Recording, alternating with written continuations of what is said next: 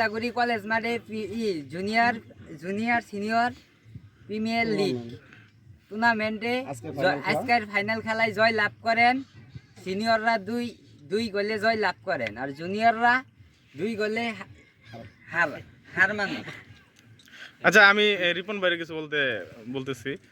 Junior super লিগের আজকে যে চ্যাম্পিয়ন হয়েছে তারা তো সিনিয়র, তাদেরকে তো অবশ্যই স্বাগত জানাবে। আর হইলো আপনার রানার আপ যারা, তাদেরকে মেডেল পরে রিপন ভাই অনুষ্ঠান সূচনা করবে।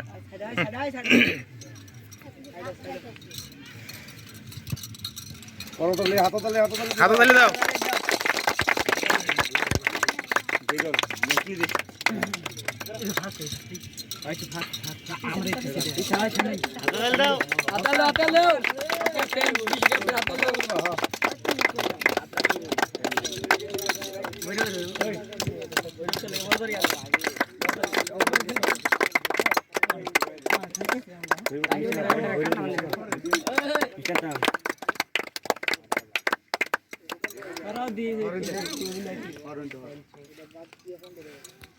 একটু সরা একটু ওই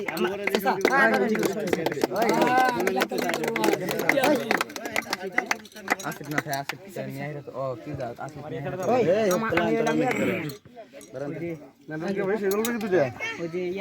এই খেলায় চ্যাম্পিয়ন হয়েছে তাদেরকে আমরা বিজয় মেডেল পড়াইতেছি। আমার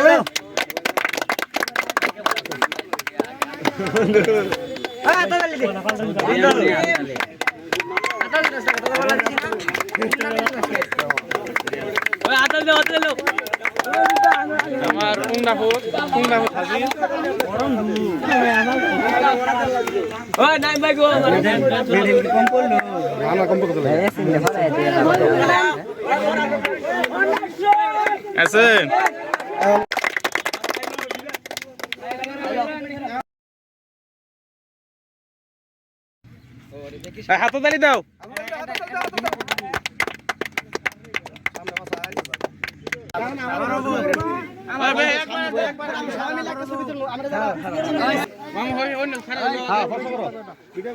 আচ্ছা, তোমরা তো আজকে জুনিয়র কাপ জিতলা তোমরা, না?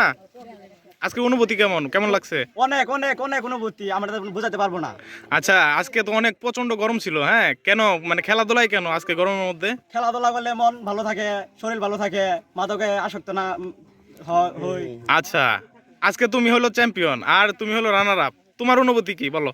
আমার অনুভূতি, আমরা খেললাম, খেলাধুলা করে মজা নিলাম, এমনি ঘোরাফেরার বদলে আমরা খেললাম, এটাই। আমাদের এলাকার বড় ভাই রিপন ভাই আমাদের অনেকভাবে সাহায্য করে, ফুটবল কিনে দিয়েছেন, তাই আমরা সেই ফুটবল দিয়ে খেলাধুলা করি। তার মানে তোমরা বলতে চাইতেছো তোমাদের ব্যাক সাইডে যিনি ছিল উনি রিপন ভাই?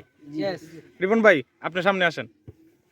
আচ্ছা, ওরা যে এই কথা বলতেছে যে মাদক বিরোধী ভাবে, মানে মাদককে ছাড়ার জন্য এই খেলাধুলায় আসক্ত হচ্ছে ওরা, হ্যাঁ? তো এই ইনভলভমেন্ট কেন আপনি মানে এটার প্রচার প্রচারণায় যেভাবে করতেছেন, এটার ভবিষ্যৎ কিভাবে দেখছেন? মানে এরা কি ভালো পথে চলে যাবে এটা মনে হয় আপনার? হ্যাঁ, আমার মনে হয় যে এই পোলাপান যদি লেখাপড়ার পাশাপাশি যদি খেলাধুলায় আসক্ত থাকে, যে বাজে সময় আড্ডা না মারে, যদি পোলাপান সবসময় খেলাধুলায় থাকে, তাহলে আমার মনে হয় যে এই সমাজ যে আজকের যে কী অবস্থা, এটা থেকে অনেকাংশেই এটা কমে যাবে। আচ্ছা, সবাই একটা হাততালি দেই। আমরা এখন সবাই 2 হাত তুলে, হ্যাঁ, মাদককে না বলি একটা দিব, স্লোগান দিব। আমরা মাদককে না বলি, আমরা মাদককে না বলি, আমরা মাদককে না বলি।